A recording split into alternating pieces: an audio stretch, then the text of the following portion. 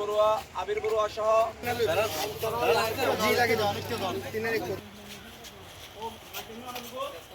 কাগজপত্র আমাদের কাছে আছে, সকল প্রকার এভিডেন্স আছে আমাদের কাছে, কিন্তু আমরা কোনো কিছু করতে গেলে জায়গা নিয়ে ওরা এসে আমাদেরকে ডিস্টার্ব করে। কিন্তু আমি প্রশাসনের কাছে এতটুকুই চাই যে আমরা এইসব হয়রানি থেকে মুক্ত হই, আর এই ধরনের ভূমিদস্যু যাতে এখানে এই সমাজের মধ্যে টিকে থাকতে না পারে, এর জন্য একটা স্টেপ নিই।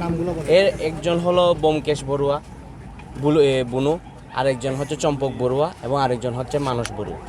এরা এই কিছুদিন ধরে প্রায়ই মানুষের জমি জামা নিয়ে অনেক ধরনের প্রশাসনিকভাবে বলেন, বিভিন্ন স্থানে গিয়ে বলেন, নানাভাবে মানুষকে হয়রানি করছে। কোনোভাবেই কোনো স্থাপনা করতে দিচ্ছে না। সব জায়গায় তাদের দাবি তারা পাবে, কিন্তু আসলে তাদের কাগজে বলেন, কোনো রেকর্ডে বলেন, কোনো প্রকার ওদের এভিডেন্স নাই ওদের। তো আমি চাচ্ছি এই সমস্যা থেকে একটা মুক্তির জন্য। 100 বছর আগে থেকে আমরা এই জমির মালিক বুকদল করে আসছে। আমার আব্বা ছিল, উনিও এই জায়গা বুকদল করেছেন।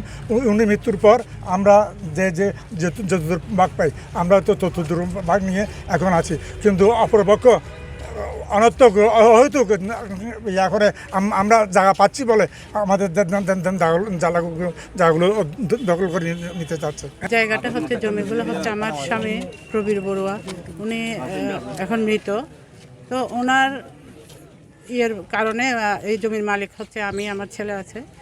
এখন উনি মারা যাওয়ার পরে আমি এই জমিটা বিক্রি করতে চাচ্ছি, এবং ওরা এসে আমি যে জমি বিক্রি করব আমরা ঘেরাও দিয়েছি, ওরা বারবার এসে পুলিশ নিয়ে এসে ডিস্টার্ব করে। কিন্তু এটা তো আমি দেখেছি, আমি স্বামী থাকতেও দেখেছি যে এটা আমরা সবসময় ভোগ দখলে ছিলাম, আমাদের পরিবার ভোগ দখলে ছিল।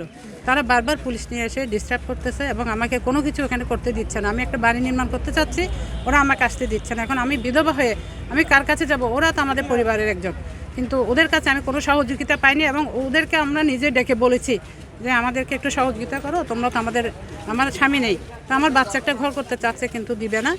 এখন ওরা এসে এরকম অযথা আমাদেরকে কষ্ট দিচ্ছে এবং নানা রকম টাকা পয়সা চাচ্ছে, এরকম হুমকি ধুমকি দিচ্ছে আর কি। আর ওদেরকে বললে সামনাসামনি এসে বা কোথাও একটু বসতে বললে ওরা আসে না। বাইরে থেকে আমরা কিছু নির্মাণ করতে গেলে ওরা বাধা দিতে আসে।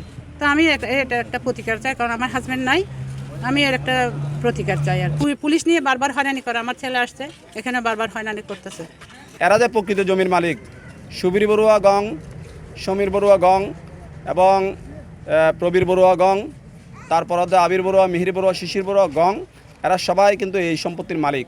সেই হিসেবে তাদের কাগজপত্র রয়েছে, যার কারণে সাব রেজিস্ট্রার মহোদয় যখন জমি রেজিস্ট্রিতে যায় তখন সকল কাগজপত্র দেখে কাগজপত্র ঠিক আছে বিদায় এই জমি রেজিস্ট্রি করার জন্য অনুমোদন দেন।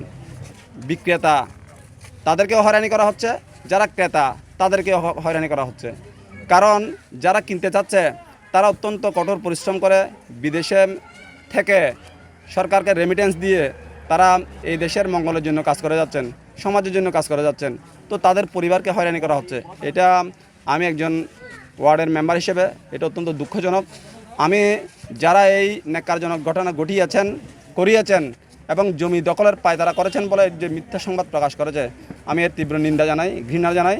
আমি তাদেরকে আহ্বান করব, আপনারা যদি প্রকৃত মালিক হয়ে থাকেন, এটা যদি আপনারা কোর্টে যেটা করেছেন এটা তো লং প্রসেসিং, আমরা জানি না এখানে আপনাদের কাগজপত্রে কী আছে। তবে এটা স্পষ্ট প্রতীয়মান হয় যে কাগজপত্রে সুবীর বড়ুয়া গং এবং প্রবীর বড়ুয়া গং, সমীর বড়ুয়া গংদের কাগজপত্র ঠিক আছে বিদায় এটা সাব রেজিস্ট্রার অফিস কিন্তু আইন মন্ত্রণালয় কর্তৃক পরিচালিত, আবার ভূমি অফিস কিন্তু ভূমি মন্ত্রণালয় কর্তৃক পরিচালিত ছিলেন অফিস। যার কারণে সব কাগজপত্র যেহেতু ঠিক আছে, নিশ্চয়ই আমরা জমির মালিক হিসেবে ধরে নেব এবং সুবীর বড়ুয়া গং এবং প্রবীর বড়ুয়া গংদের। তো সেই কারণেই যারা ক্রেতা তারাও কি আপাতত দৃষ্টিতে এবং আইনের দৃষ্টিতে এখানে তারা সত্য বলে আমি